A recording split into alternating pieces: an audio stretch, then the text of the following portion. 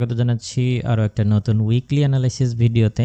তো আজকের ভিডিওতে আমরা দেখার চেষ্টা করব সামনের সপ্তাহে অর্থাৎ আগামীকাল যখন মার্কেটটা খুলবে, মার্কেটটা কেমন আচরণ করতে পারে, অর্থাৎ খোলার পরে মার্কেটটা কি ডাউন সাইডে মুভ করবে, অর্থাৎ এই যে আমাদের যে লম্বা একটা সময় এখানে কনসলিডেশন একটা জোন তৈরি করেছে, গোল্ড কিন্তু এই জোনটাকে কোনোভাবেই ভাঙতে পারতেছে না, এই জোনের ভেতরেই ট্রেড করতেছে।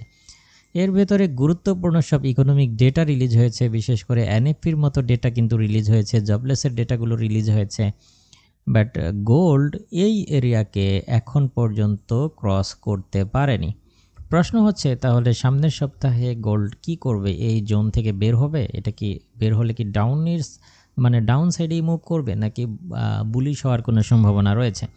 এই প্রশ্নের উত্তর খুঁজবো এই ভিডিওতে। শুরুতেই যদি আমরা ইকোনমিক ক্যালেন্ডার দেখি, আমরা দেখার চেষ্টা করব যে সামনের সপ্তাহে আমাদের কি কি ইকোনমিক ডেটা রিলিজ হতে পারে। আমরা যদি দেখি তাহলে সোমবারে তেমন কোনো ডেটা আমরা দেখতে পাবো না, এবং এর পরের দিন আমরা হচ্ছে এডিপির ডেটাটা পেয়ে যাব, রিটেল সেলসের ডেটা পাবো, এবং আরও নিচের দিকে যদি যাই তাহলে পিপিআইয়ের ডেটাটা আমরা পাবো, এবং আমরা যদি আরও নিচের দিকে স্ক্রল করি তাহলে আমরা রিজার্ভ ব্যাঙ্ক অফ অস্ট্রেলিয়ার হচ্ছে ইন্টারেস্ট রেট ডিসিশনটা পাবো, যা গুরুত্বপূর্ণ ভূমিকা রাখবে অন্যান্য পেয়ারের ক্ষেত্রে।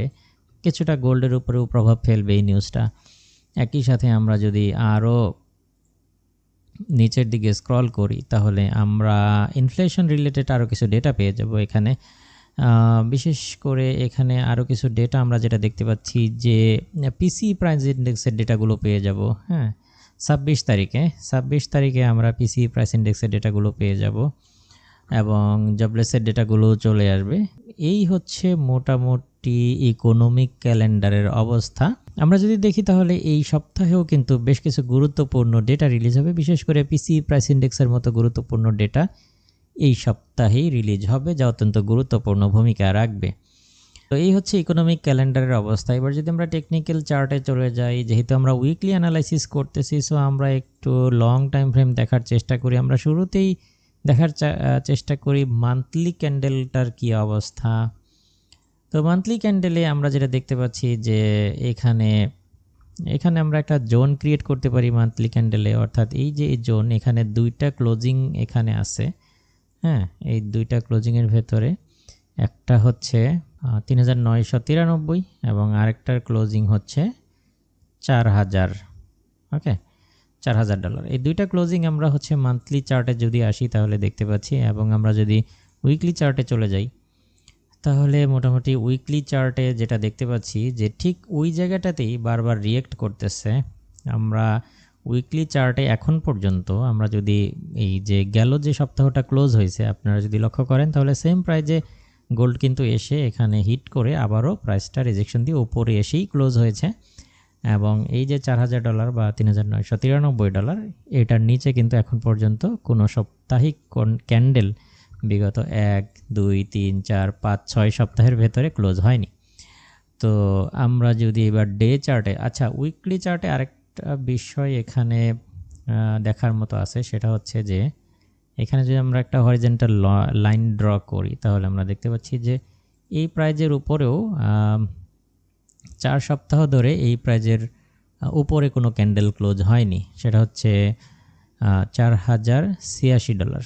$4086 উপরে এখন পর্যন্ত বলতে এই বিগত 4 সপ্তাহে কোনো ক্যান্ডেল ক্লোজ হয়নি। এবার যদি আমরা ডে চার্টে যাই তাহলে ডে চার্টে এখন পর্যন্ত হচ্ছে একটা এলোমেলো অবস্থা। ডে চার্ট দেখে তেমন কোনো কনফার্মেশন পাওয়া যাচ্ছে না বা বোঝা যাচ্ছে না। তো তারপরও আমরা এখানে দুইটা সুইং পয়েন্ট পেয়ে যাব, এই দুইটাকে আমরা কানেক্ট করে রাখি, পরবর্তীতে কাজে লাগবে। তো এই হচ্ছে ডে চার্টের অবস্থা, এবং আমরা যদি এরপরে হচ্ছে 4 ঘন্টার চার্টে চলে যাই, 4 ঘন্টার চার্টে গিয়ে আমরা যদি জুম আউট করি তাহলে কিছু রেশিও নিশ্চয়ই আমরা এখানে পাবো। দেখি রেশিওগুলো মেলানো যায় কিনা। 4 ঘন্টার চার্টে আমরা যদি এদিক থেকে রেশিওটা মেলানোর চেষ্টা করি তাহলে ভালো একটা ট্রেন্ড লাইন, কিন্তু এখানে স্ট্রং একটা ট্রেন্ড লাইন আমরা দেখতে পাচ্ছি, যেটাকে খুব সুন্দরভাবে রেসপেক্ট করতেছে গোল্ড। এখানে একটা রেশিও আছে, এখানে আছে, এখানে আছে, এখানে আছে, অর্থাৎ এই ট্রেন্ড লাইনটাকে ক্রস করতে পারেনি। একই সাথে এইটা যদি আমরা এইভাবে রাখি তাহলে একটা ট্রায়াঙ্গেল প্যাটার্নের মতো কিন্তু আমরা পেয়ে যাচ্ছি। যদিও চার্টটা অনেক এলোমেলো বা হিবিজিবি হয়ে গেছে, বাট প্রত্যেকটা লেভেলই গুরুত্বপূর্ণ। এখানে আমরা কোনো একটা লেভেল বাদ দিয়ে আসলে আলোচনা করতে পারবো না। তো এই হচ্ছে অবস্থা। এবার যদি আমরা 1 ঘন্টার চার্টে চলে যাই, তাহলে আমরা দেখতে পাচ্ছি যে গোল্ড 1 ঘন্টার চার্টে এসে এখানে একটা সাইডওয়ে ক্রিয়েট করেছে, কনসলিডেশন জোন ক্রিয়েট করে ফেলেছে। এখান থেকে তাহলে আমরা যে মেসেজটা পাচ্ছি, আমরা এটা বলতেই পারি যে চলতি সপ্তাহে ধারণা করছি যে গোল্ড হয়তোবা দিন শেষে বা সপ্তাহ শেষে বুলিশ সাইডেই মুভ করবে। আমরা বুলিশ সাইডেই আস্থা রাখতে চাচ্ছি। এটা হতে পারে যে ডাউন হয়ে 4028 থেকে 4043কে টেস্ট করে আবারও 4135 থেকে 61 টেস্ট করতে পারে। এটা ক্রস করতে পারলে প্রাইস উঠে যাবে হচ্ছে $4200 পর্যন্ত। কেমন? এটা যদি ক্রস করতে পারে তাহলে গোল্ডের প্রাইস উঠে যাবে $4200 বা $206। এবং যদি 200কে ক্রস করতে পারে, 4200 206কে যদি ক্রস করতে পারে, তাহলে গোল্ডের পরবর্তী প্রাইস হবে $4264কে টেস্ট করবে। এবং এটা যদি ক্রস করতে পারে, 4206কে যদি ক্রস করতে পারে, তাহলে একটা পূর্ণাঙ্গ বুলিশ ট্রেন্ড আবার নতুন করে শুরু করবে। আর যদি এর ব্যতিক্রম কিছু হয়, তাহলে যেটা আমরা দেখলাম যে আমরা উইকলি চার্ট থেকে যে 4200কে মার্ক করে নিয়ে আসলাম, তাহলে যেটা করতে পারে 4028-43কে ক্রস করতে পারলে 4200কে টেস্ট করবে, 200কে ক্রস করতে পারলে 3898 পর্যন্ত প্রাইস ডাউন হওয়ার সুযোগ তৈরি হবে। সেই ক্ষেত্রে প্রাথমিক পর্যায়ে এখানে আরেকটা হচ্ছে সাপোর্ট জোন আছে। আমরা যদি এখানে দেখি, তাহলে আরেকটা সাপোর্ট জোন হবে হলো সেটা $3930। তো যদি 4000কে ক্রস করতে পারে, 4000 ক্রস করতে পারলে রিটেস্টের সাথে 4930 ক্রস মানে টেস্ট করতে পারে। তবে এখানে একটা বিষয় বলে রাখা ভালো যে এনএফপি ডেটাগুলো কিন্তু ডলারের জন্য যথেষ্ট পজিটিভ ডেটা আসছিল। গোল্ড সেই সময় গোল্ড তার সক্ষমতা টেস্ট করেছে বা প্রমাণ দিয়েছে। গোল্ড কিন্তু এনএফপির সাথে যথেষ্ট ফাইট করেছে, গোল্ডকে কিন্তু ডাউন করতে পারেনি এনএফপির মতো পজিটিভ ডেটা। সো বড় ধরনের কোনো নিউজ বা বড় ধরনের কোনো ইকোনমিক ডেটা ছাড়া 4028কে ক্রস করবে কিংবা সর্বোচ্চ $4000কে ক্রস করবে এটা প্রত্যাশা করি না। বড় ধরনের কোনো ভূরাজনৈতিক ইস্যু কিংবা ইকোনমিক ডেটা ছাড়া আমি আবারও বলছি এটা প্রত্যাশা করি না যে গোল্ড 4000কে আপাতত ক্রস করবে। সো যেটা করা হতে পারে সেটা হচ্ছে যে গোল্ড 4028 থেকে আবারও বুলিশ হতে পারে এবং ডাউন হলে সর্বোচ্চ $4000কে টেস্ট করে এখান থেকে আবারও বুলিশ হওয়ার চান্সই সব থেকে বেশি।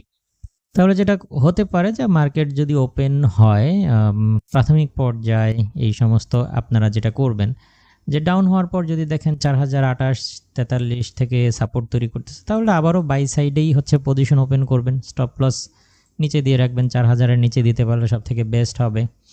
আর এই তো, আর উপরের দিক থেকে আমরা আবারও দেখব যে 4135 বা 4161তে এসে প্রাইস কীভাবে রিয়েক্ট করে, সেই অনুযায়ী অবশ্যই সিদ্ধান্ত দিব, সিগন্যাল দিব। বা সিগন্যাল তো সাধারণত ভিআইপি গ্রুপের মেম্বাররা পাবে।